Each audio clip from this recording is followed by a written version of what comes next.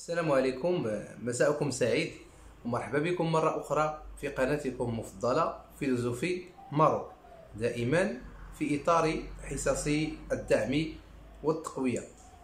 موضوع هذه الحصة سيكون متمحورا حول مسألة اللي هي جد مهمة، اللي هي تيوقعوا فيها مجموعة من المتعلمين وتيقول لك في الأخير تكتب موضوع تيقول لك أنني توفقت وأنني نجحت يعني في الامتحان ديال مادة الفلسفة، ولكن ملي تيوصل النهار ديال النقطة تيتفاجأ بنقطة جد ضعيفة وهزيلة.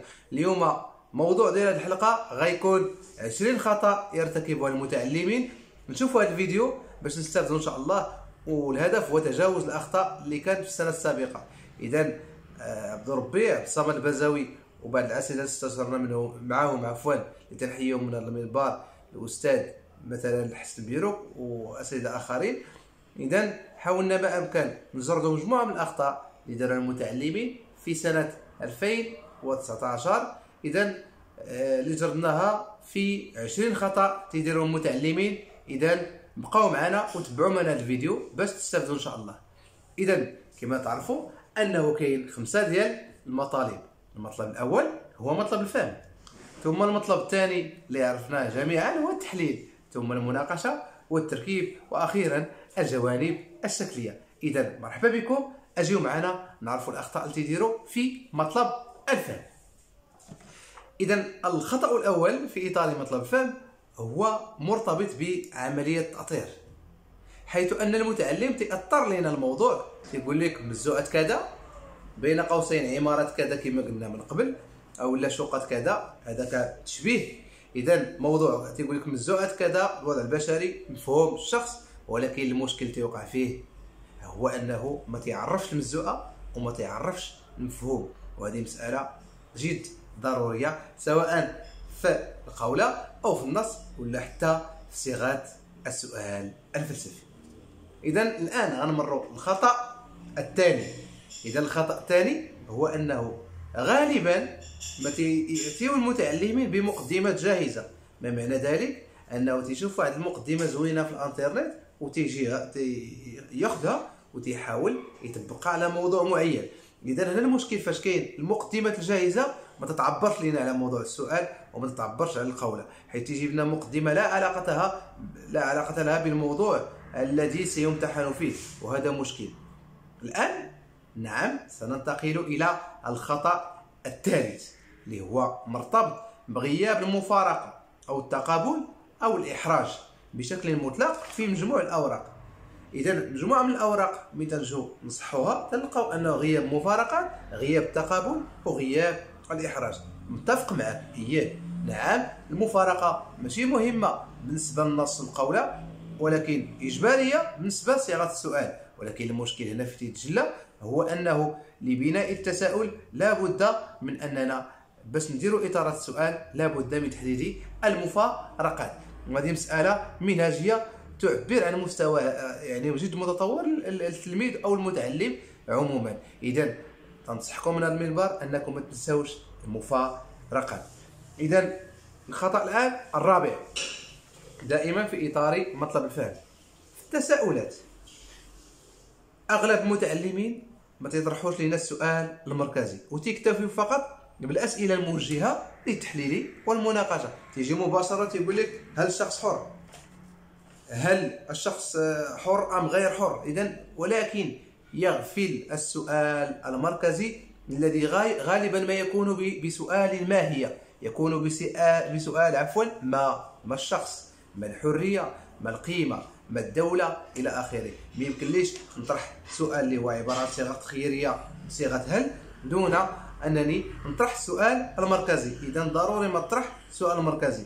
إذا تكتفي فقط بالأسئلة موجهة للتحليل والمناقشة، حيث يذهب المتعلم وتيقول لنا مباشرة هل الشخص حر أم غير حر كمثال، وتيغفل لنا مسألة مهمة هي أنه ما تيتساءلش حول المفاهيم. مثلا يقول ما الشخص، ما الحرية إلى آخره. إذا الآن آخر خطأ في إطار مطلب الفهم وليس أخيرا هو الخطأ الخامس المرتبط بغياب توجيه السؤال خصوصا للنص. لا يمكن صديقي المتعلم أنني نقرأ واحد النص وما نوجهليش سؤال. فكيف يعقل أنك استخرجت أطروحة دون أن تحدد السؤال الذي توجهه لكي تجيب عنه تلك الأطروحة؟ إلا أننا في الفلسفة هي عبارة عن تساؤلات، والأطروحة جواب عن سؤال. إذا نتمنى أنه هذا الجانب واضح جدا. الآن سننتقل وإياكم إلى مطلب التحليل. إذا مطلب التحليل كذلك فيه مجموعة من الأخطاء التي يوقع فيها المتعلمين، وغادي نمشيو مباشرة للخطأ رقم 6. الأغلبية، نقولوا الأغلبية ماشي الكل، الأغلبية تكتفي بكتابة الأطروحة. يقول لك يدافع صاحب النص عن أطروحة كذا، أو لا السؤال يتضمن أطروحة مفترضة وهي كالتالي. جيد أن تحدد الأطروحة، ولكن الأغلبية لا يقومون بشرحها، يعني ما تشرحوهاش، أو لا بيشرحها يقدر يحددها في سطرين فقط، يعني يحدد فقط الأطروحة دون شرحها أو التوسع فيها. هذا الخطأ السادس. بالنسبة للخطأ السابع، أعزائي التلاميذ أعزائي التلميذات، هو مرتبط بشرح المفاهيم بطريقة عبثية. يعني تيجي يقول لك الدولة هي كذا وكذا دون ربطها بسياق النص أو بسياق القولة. إذا خصك تشرح مفهوم في علاقته بالنص أو بالقولة. الخطأ رقم 8، نسيان إبراز العلاقة بين المفاهيم. وهذه مسألة جد ضرورية، هي أنه ضروري أنك أيها المتعلم أيتها المتعلمة أنك تبين لنا العلاقة بين مفهوم أ ومفهوم ب، أو مفهوم ألف وباء وجيم. يعني هل هي علاقة تكامل أم علاقة تعارض؟ بلا شك الآن وصلنا للخطأ رقم 9 اللي مرتبط بليزارغيمون أو الحجاج أو المحاجة أو الحجاج إلى آخره، اللي يحصر لنا المتعلم الحجاج في الأساليب فقط دون باقي الحجاج، حيث ما كاينش غير الأساليب، أسلوب النفي، أسلوب الاستدراك، لا كاين مجموعة من الحجج المرتبطة مثلا بالمثال إلى آخره. يمكن لكم ترجعوا لبعض الدروس اللي قدمتها في هذا الجانب في الفيديوهات السابقة. إذن حصر الحجاج في الأساليب فقط دون باقي الحجاج، وعدم ذكر نوعه ووظيفته. ما نوع هذا الحجاج ووظيفته؟ ما معنى وظيفته؟ ماذا يريد أن يوصل لنا من خلاله صاحب النص؟ إذا الآن غننتقل للمطلب المناقشة. والخطأ 10، المسألة التي تغيب في الأوراق وبشكل مطلق. أغلبية المتعلمين كتجربة خاصة لاحظت بأنه تغفلوا على المسألة اللي فيها 3 النقاط، ألا وهي قيمة وحدود الأطروحة. وحتى إذا وجدنا قيمة وحدود الأطروحة تلقاهم تتعدى السطرين، أو عبارة عن سؤال إلى أي حد يمكن اعتباره كذا وكذا. يعني وهذا مشكل، رغم أن هذه الخطوة تقوم بنقطة عددية وهي 3 نقاط. الخطأ 11، غالبا ما يتصور المتعلم مناقشة كلحظة لعرض المواقف الفلسفية. يقول لك يقول كانت ويقول ديكارت، يعرض فقط ولكن لا يبين العلاقة بين الموقف الفلسفي والأطروحة. وهذا خطأ، لأن المناقشة إذا كانت تحديد لقيمة وحدود الأطروحة فكذلك هي مواقف تساعد على كشف ضعف وتهافت هذه الأخيرة أو قوتها من خلال اصطدامها بأطروحات أخرى. الخطأ 12، أحيانا تحس أن هناك غياب تام للمتعلم في المناقشة، لأنك أنت الذي تناقش أيها المتعلم، فلا يمكن أن لا نرى ذاتيتك في المناقشة، وهي اللحظة التي سيبرز فيها قدرته على النقد والمساءلة، ويبرز فيها كذلك أنه كابابل وقادر أنه يتخذ موقف ويصدر واحد الحكم من المعرفة الفلسفية. إذن الخطأ 13، ولكن هذا الاختراع مرتبط بمطلب التركيب. مطلب التركيب سي لا سانتيز، يعني خلاصة، يعني كل شيء. دونك الخطأ 13، أغلب المتعلمين تيجي مباشرة تكتب الخلاصة، ولكن تيغفل لنا المسألة اللي هي الرأي الشخصي اللي فيه نقطة، ويقول أتفق مع صاحب النص، أي يقدم فقط رأي صاحب النص. لكن فينا هو الرأي ديالك أنت؟ أين رأيك الشخصي؟ والرأي ما تكفيش، بل يجب أن تحاجج عليه. الخطأ 14، غالبا ما تكون التراكيب جاهزة ولا علاقة لها بالموضوع. تيجي متعلم تعطينا واحد الخلاصة، مثلا الموضوع يتحدث عن الشخص بوصفه قيمة، وتعطينا خلاصة عندها علاقة بالغير أو لا شيء مفهوم آخر. إذا هذا مشكل. الخطأ 15، هناك تلخيص، تكون تلخيصا للمواقف الموظفة بالمناقشة وليس للموضوع ككل.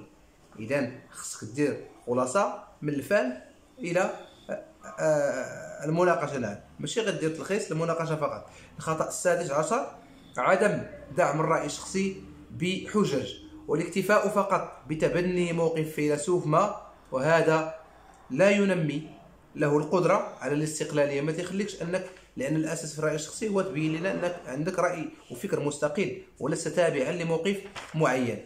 إذا الآن ننتقل لآخر مطلب اللي هو تيغفلوه من الناس بزاف ولكن مهم جدا، هو الجوانب الشكلية.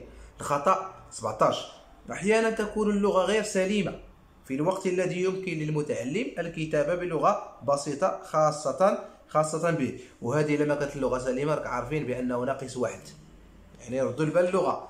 الخطأ 18 هو عدم الاهتمام بالخط. أحيانا تلقاو لأن الورقة هي هدية لأستاذك، هدية لمصححك عفوا.